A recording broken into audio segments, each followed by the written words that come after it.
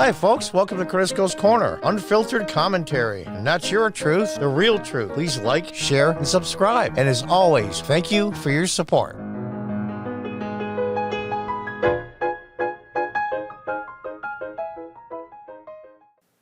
Welcome back from conservativedailybriefing.com. This is an article concerning Robert E. Lee and the removal of the statue, I'm going to call it. Robert E. Lee may be one of our greatest Americans, written by Ken Crow. Very conservative guy.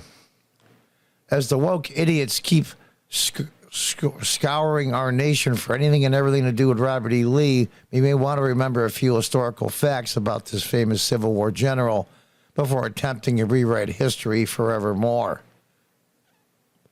I ran across a short essay on my Facebook this morning and thought it was worth reprinting. If you happen to personally know one of the woke morons, feel free to share this with them. It's a shame people don't tell the truth. Robert Lee was one of the few candidates to pass through the military academy at West Point without a single demerit. In the Mexican War, General Winfield Scott called him the greatest soldier I've ever seen. As an Army engineer, he rerouted the Mississippi River and saved the city of St. Louis. Hey, Congressmember Bush, all the racist people, you represent St. Louis, you idiot. Rerouted the Mississippi River and helped save St. Louis. When he inherited slaves from his father-in-law, which he didn't buy, he inherited from his wife's side of the family, he educated them and set them free, and he referred to slavery as a political and moral evil. Moral evil. Quote, he turned down Lincoln's offer to commander of the U.S. Army that would invade the South in his home state of Virginia, even though leading that army would have certainly brought him international fame and likely the presidency. I think it's more than likely the presidency. I think he would have got it if he wanted it. But knowing Lee, he probably wouldn't. He instead offered his sword to Virginia and fought against that invasion for 4 years, leading an army that was vastly outnumbered, outsupplied, and outfed. After the war, his most beloved figure on either side of the war, he was greatly admired by the North. Greatly admired. He turned down all the opportunities that would have enriched him by refusing to sell his family name. There was a couple of insurance companies, some other businesses, just wanted to use Lee's name in an advertisement. And he thought it was improper to make money that way, just off his name. Instead, he chose to take a job with meager pay at Washington College because he knew that rebuilding the country meant we needed to raise men of high honor and character. Well, it was one of the few jobs that was offered to him where he could have honor and character, his intact. His first act as president of the college was to build a chapel. And I have another video accompanying this, a different episode where I was at Lee's Chapel in Virginia. And it's pretty amazing. On Lee's last visit to Richmond, a lady approached General Lee with an infant in her arms and asked, "Would you hold my baby, please?" General Lee took the child, looked at the woman in the eye, and said, "You must teach him to deny himself."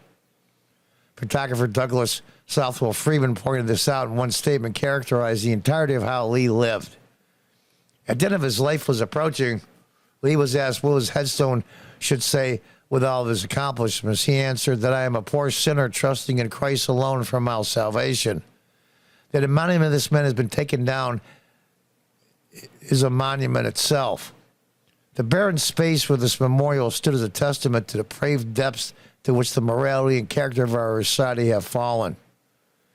As these woke clowns traverse our nation in the name of racial justice, rip down statues of great Americans, it should be known that Robert E. Lee played an instrumental role in donating the land where Arlington National Cemetery resides. Well, he didn't really donate it. I mean, they basically took a lot of it, but he did donate some later, his son. Yes, my beloved wokester, you are tearing down statues of the very family that gave America or played a vital role in giving America our national beloved gravesite known as Arlington. That was his house.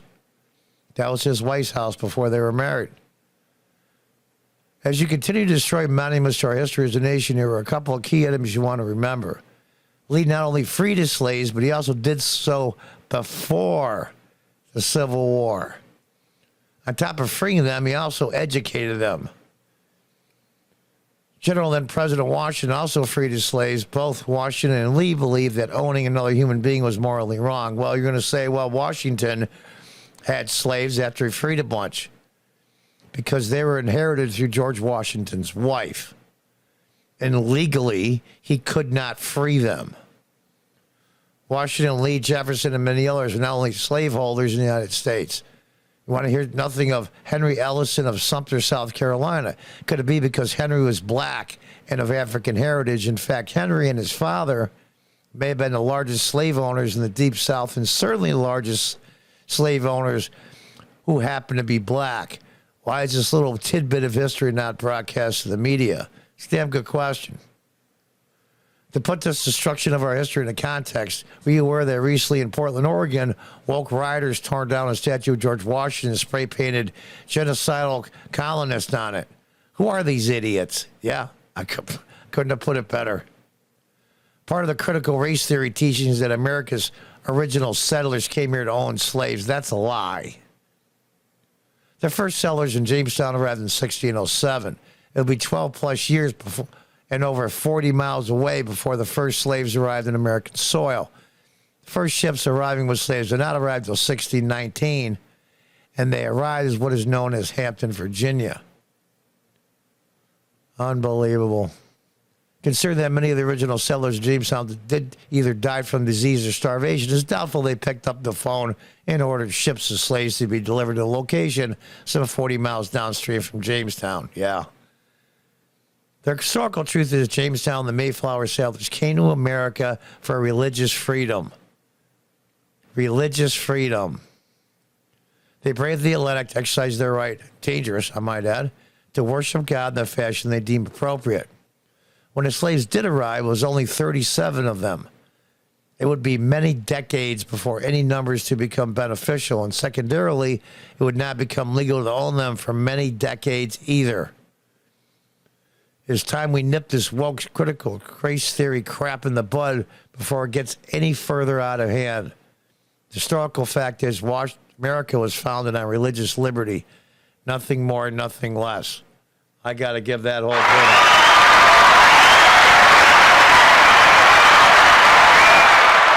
I got to give that whole thing a big round of applause. And there he is.